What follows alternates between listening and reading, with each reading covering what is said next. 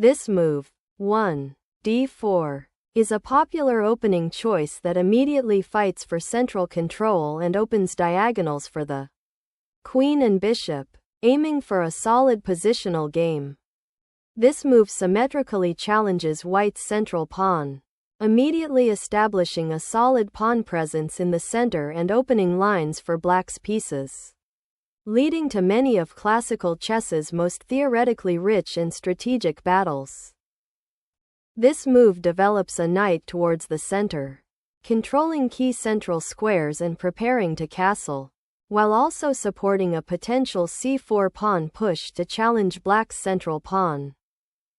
Developing the knight to f6 is a standard response, preparing to castle and contesting control of the central squares, often leading into queen's pawn game openings like the queen's gambit declined or the Slav defense. This move initiates the queen's gambit, challenging black's central pawn and aiming to control key squares on the queenside.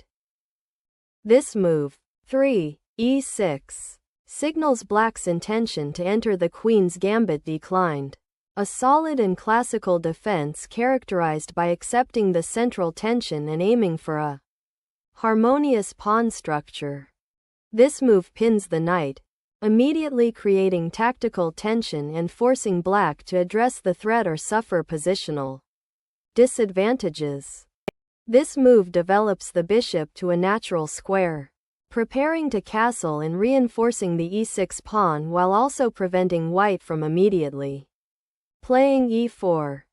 This move develops another knight, reinforcing the central pawn and preparing for castling while maintaining flexibility regarding the queen's gambit structure. Black challenges white's central pawn majority by immediately attacking the d4 pawn, aiming to create an unbalanced pawn structure and active piece play, typical of many queen's gambit declined variations. This move opens the d-file and challenges black's central pawn presence, initiating a queen's gambit declined terrace variation line where white aims to gain a slight space advantage.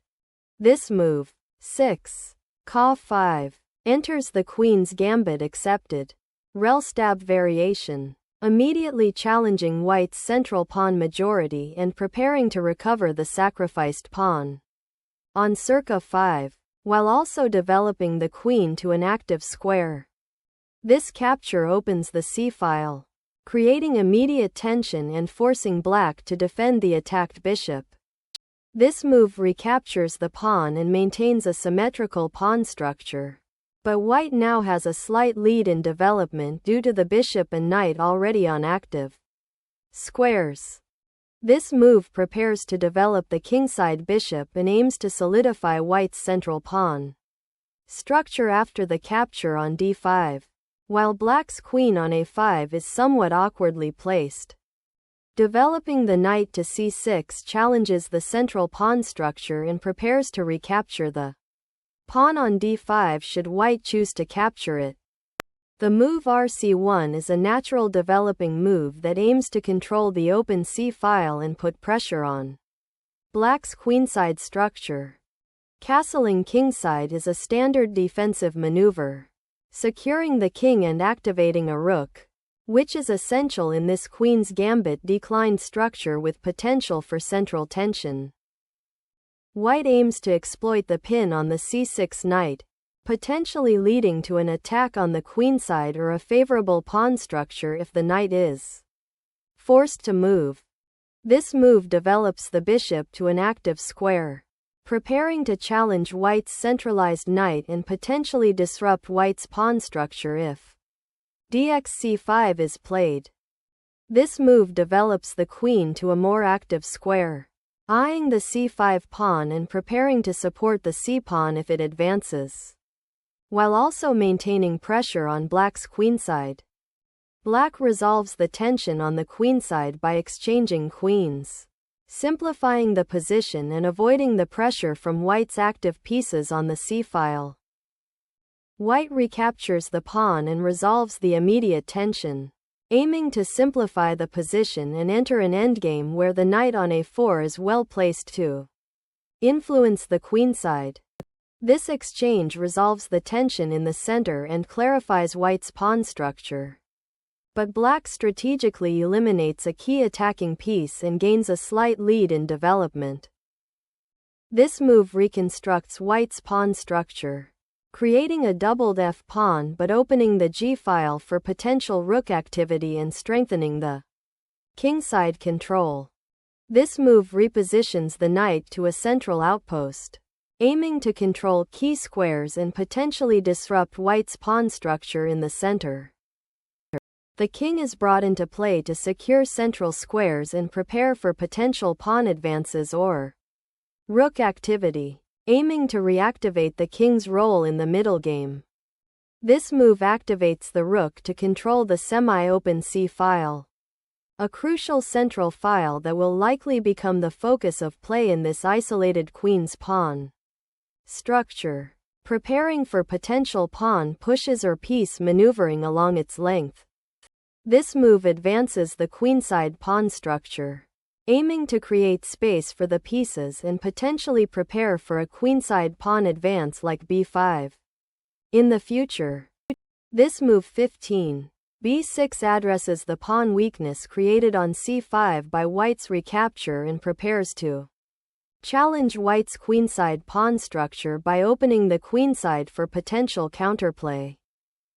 This pawn thrust aggressively challenges the central control white lost earlier and aims to disrupt black's knight on e5, potentially opening lines for white's pieces. This knight maneuver aims to redeploy to a more active square, likely e4, to challenge white's centralized pieces and potentially exploit weaknesses in the pawn structure. This pawn capture opens the c-file, creating a strategic battleground for control and placing immediate pressure on black's queenside pawns. The recapture of the pawn on b4 is strategically sound as it re-establishes material equality and directly challenges white's doubled pawns on the f-file, aiming to disrupt their pawn structure and gain active piece play.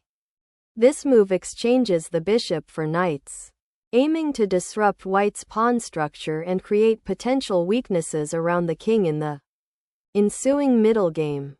Black recaptures on f6 with the g-pawn, accepting doubled pawns to open the g-file for their rook, which is a crucial strategic concession to gain attacking chances. This move of bxa7 claims an isolated pawn, creating an advanced passed pawn on the a-file and significantly disrupting black's pawn structure, while opening lines for white's rook. This move defends the pawn and prepares to exchange the bishops, aiming to simplify into an endgame where black's rook can become more active. This move prepares to double rooks on the g-file, aiming to pressure the weak black kingside pawn structure and potentially create attacking opportunities against the enemy king. This move re-centers the king, seeking safer haven away from the open file and potential threats, while also preparing to support future defensive or attacking operations for black. By placing the rook on c7, white activates a powerful piece on an open file, targeting black's vulnerable a7 pawn and preparing to exert pressure on the 7th rank, potentially leading to a decisive advantage. Black repositions the bishop to attack the knight on a4 and the weak pawn on a7, seeking counterplay in the slightly compromised pawn structure. This rook maneuver is designed to exploit white's doubled f-pawns by tying down black's bishop and potentially creating threats along the 7th rank or on the a-file if black is not careful. The move aims to consolidate piece activity and prepare for potential pawn breaks or defensive maneuvers on the queenside. This move repositions the bishop to a more active diagonal, eyeing the queenside pawns and preparing to support a potential pawn advance or transfer to a more central square. This knight move repositions the knight to a more active square, preparing to contest the central c-file and potentially support advances on the kingside. while also defending the weak f6 pawn. This move repositions the rook to the second rank, controlling the b-file and preparing to double rooks, while also defending against black's potential central advances and supporting white's pawn structure. The king now relocates to a more active square, supporting the central pawns and preparing to potentially contest the open files on the kingside. This move repositioned the rook to the fifth rank, a powerful central outpost, ready to exploit weaknesses on the kingside and support the rook on a7.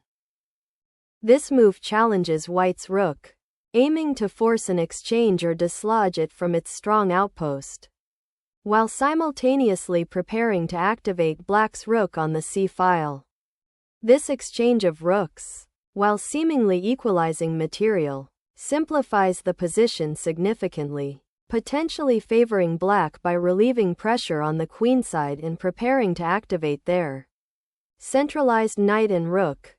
This recapture on c7 is strategically important as it removes white's advanced pawn and opens up the c-file for black's rooks, while also consolidating black's pawn structure in the center. The rook maneuvers to the seventh rank, a strong outpost that restricts black's bishop and offers support for white's advancing pawns. Black repositions the bishop to an active square, seeking counterplay by targeting white's potentially vulnerable a-pawn and preparing to challenge the open c-file. This move aims to restrict black's kingside pieces and potentially create a passed pawn on the kingside, but it weakens white's kingside pawn structure and allows black to activate their bishop. This move aims to create queenside play by gaining space and potentially activating the h-pawn to support future pawn breaks. This pawn push aims to create a secure shelter for the king while simultaneously restricting black's knight and potentially creating attacking chances on the kingside. This move strategically repositions the king to a safer square, avoiding the potential discovery threats along the open c-file and centralizing it for future defensive or offensive operations as the endgame approaches. This move sacrifices the rook for the knight, aiming to break through black's defenses and exploit the exposed king. This pawn sacrifice opens up a central diagonal for the queen and aims to disrupt white's pawn structure and coordination. This move repositions the bishop to a more active diagonal, aiming to support the central pawn push and potentially create new attacking opportunities against black's king. This surprising king sacrifice opens lines for black's remaining pieces, aiming to exploit white's uncoordinated forces and potentially create passed pawns with the advanced d-pawn. This capture is forced and unavoidable, but it leads to white's king becoming exposed, potentially creating weaknesses for future attacks.